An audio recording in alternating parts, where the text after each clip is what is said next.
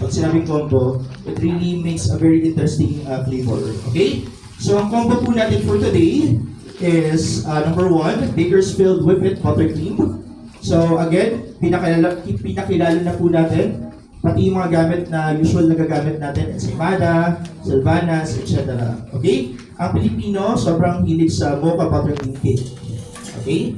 So to make mocha buttercream cake, you can simply combine your buttercream and your mocha flavoring. Okay? What's surprising about this recipe? Naglalagay po ako ng Yema Fudge It. You know Yema Fudge It? Di ba? Chocolate, caramel, Yema, ube. Okay? So number 1, sa amin kasi when we do icing sa kitchen, sa akin lang example for my whip it, wini-whip ko na yan, minsan nga 2 kilos kami a day 2 kilos, whip na po namin, and then lagay sa malaking bowl. Si Butter Whip It din, wini-whip na po namin ng 1 kilo, and then lagay sa isang bowl. And then kapag kailangan po namin sa icing, we measure what we need. Okay? Kasi kung ang gagawin mo, may 10 kang icing, di ba? Kaya may 10 kang icing, di ba? Tapos lahat, isa-start mo from scratch. Parang ang daming mixing method. Gets po ba? So, ang technique ko sa kitchen, mag-mix ako ng isang malaking whip it, and then flavor ube, flavor strawberry, flavor chocolate. That's why, if you look at my recipe, ang nakasulat po dyan, Bakersfield Whip It Buttercream, 250 grams. Okay? Pag sinabi ko po 250 grams, hindi 250 grams na buttercream with it. 250 grams ang end product. Okay? So, it's already this one. Gets? So, this is the 250 grams of buttercream with it. Okay? So, chef, anong ratio yung ginamit mo sa buttercream with it? Yung classic po, 1 kilo plus 300 water. Diba? Usually, yun naman yung ginagamit natin. 1 kilo plus 300 water. So, gets po ba kung saan galing to? So, kumbaga, galing po to sa whipped buttercream. Okay? And then measure 250 grams. Okay? Next. Okay, 250 grams buttercream with it. Next, we have cocoa powder.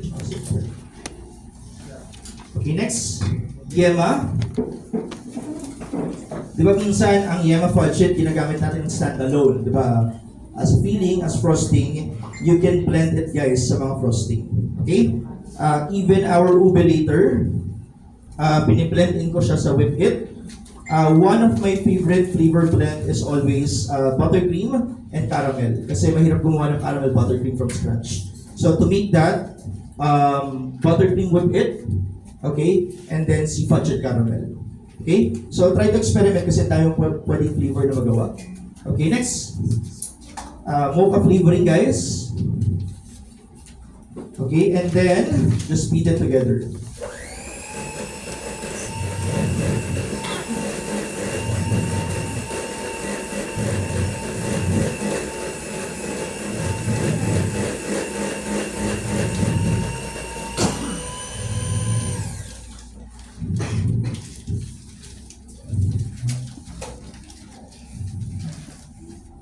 Okay, next guys. So, if you notice, very fast lang yung ating beating process since everything is made na or nagawa na natin yung buttercream. Okay, check this one. Okay, so si Bakersfield, wala naman tayo naging problem sa stability. Okay? Okay. Now, yung mga popular business po na nag-ibenta ng mga cupcake, like si Big Al's or si Moonchild, yung ano nila, yung end look po nila is parang ganito lang lagi, di ba? Okay? So, ako kasi I have cupcakes online classes and hands-on classes. May hindi ako mag-type over sa cupcake. Okay? Hindi as a design. Kasi when you eat it together with the icing, mas masarap po siya. Okay? So, prepare. Place in your buttercream icing. Okay? And then this is tip 1A guys. Yung round tip na malaki. Tip 1A. Pipe, 1 row, round.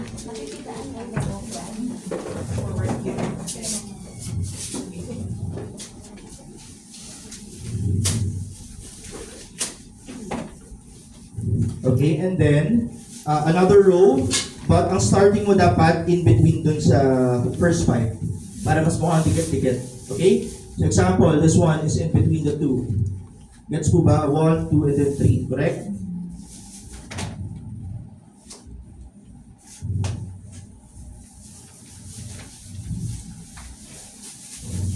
Okay, and then just follow until ma-finish po natin yung buong surface ng ating tub cake.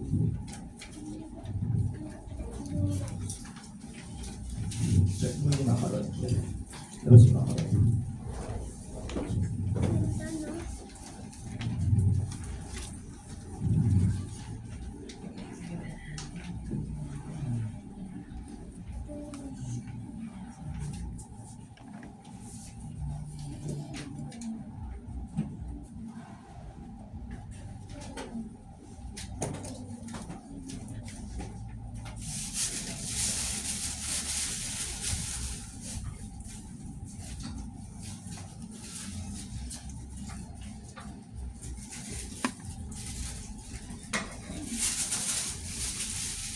Okay, last two rows for this one.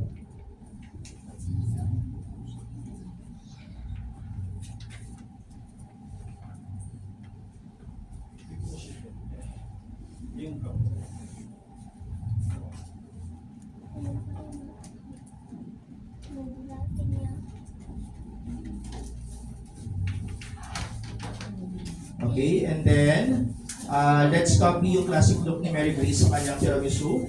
We're going to dust over cocoa powder. So this is still our Bakersfield cocoa powder.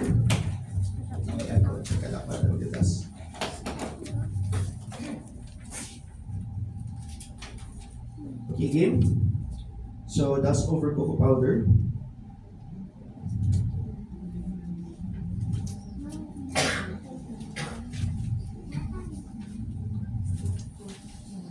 Okay, and then lagyan nyo na ng kaartehan. Okay? We'll add one macaron in the center. Okay? If you have budget, you can add strawberry. Okay? Okay? Let's add one macaron in the center. Pang-arte lang. Okay? Pwedeng wala. Okay?